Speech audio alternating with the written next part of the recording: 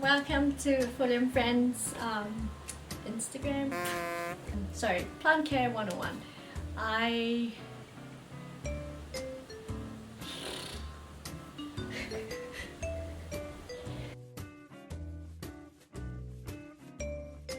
Welcome to Full Friends YouTube channel. My name is Kat and I want to talk about plants. This is my first YouTube video and I hope it's not going to be super terrible. Today we're going to be talking about Houseplant Care 101 and we'll be covering a few topics about plant care. However, if you are an experienced grower, this video might not be super helpful for you, so feel free to skip it.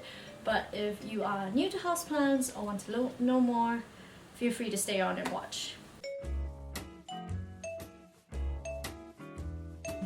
1 will be lighting, 2 will be things to look for when buying a plant, 3 when to repot my plant, 4 size of pot, 5 watering, 6 humidity, 7 pest prevention, 8 fertilizer. The first thing we're going to talk about is light. So with houseplants, you have plants that like low light, medium light and bright light. It's hard to explain what low light, medium light and bright light is, but I think this is the best way to go about it. So low light, it's like being in a room and you can read a book, not very comfortably. So medium light is like being in a room where you can read a book comfortably. With bright light, this is like reading a book with your sunglasses on. With low light as well, if you go by foot candles, that's a measure for light. It's about 20 to 100 foot candles. So medium light is about 100 to 1000 foot candles. Many plants or most plants would like this amount of light, so probably thinking about tropicals, most of your tropicals will like medium to bright light. Bright light, you're probably looking at over 1000 foot candles. Plants that like bright light would be succulents, or your ficus lyrata. But generally speaking, most plants do better in medium light. Next thing that we're going to talk about is what to look for in plants when you're buying them. So you want to be careful when you buy a plant. You want to make sure you're not bringing pests home. Really important to look for bugs. When you're looking at a plant that you're going to bring home, you want to be checking the leaves, checking the underleaves, checking the soil, looking for any bugs. So if you're looking at Hoyas, making sure you're checking in between the twines and making sure that there are no mealybugs. So it's really important that you don't have bugs on these plants and bring them home, because they will definitely spread. Other things to look for in plants when you're buying them, just make sure you're checking in the soil, checking that there's no fungus that you can see, but it's always safe to isolate your plants before you put them in with your other friends. Next up, we'll talk about when to repot your plants. Plants, when I bring them home, I tend to leave them in their pots for a week to let them acclimate to its surroundings before disturbing its root system. However, some people do like to leave them in their nursery pot for as long as possible, and that's totally fine. So if you do leave them in your nursery pots, just make sure you are checking the soil. There is perlite or pumice present in the soil, so that's going to be a sure way to know whether that soil is compact or not. Because if it's going to be compact, the plant's root system won't be able to breathe and they'll suffocate and die. Preferably repot it into a pot that has a drainage hole. Next thing we'll talk about is the size of the pot. So generally speaking, plants with a smaller root system would go into a shallower pot. Or Chain of Hearts has a really shallow root system. It stays in a relatively shallow pot. If you compare it to a plant, say like a ZZ plant that has a larger root system, it will be in a deeper pot. Too much or too little doesn't keep them happy. And if it's in too large a pot, you can cause problems like overwatering, just because there is so much soil around the roots. It takes a longer time for them to dry out, and that will basically drown that plant. So don't make a drastic jump in sizes. About 1 to 2 inches of a pot increase is probably good. And if all else fails, check the root system, take it out of its pot. If it looks like there is a small root system and the plant looks unhealthy, the roots look unhealthy, then I suggest always going down a pot size.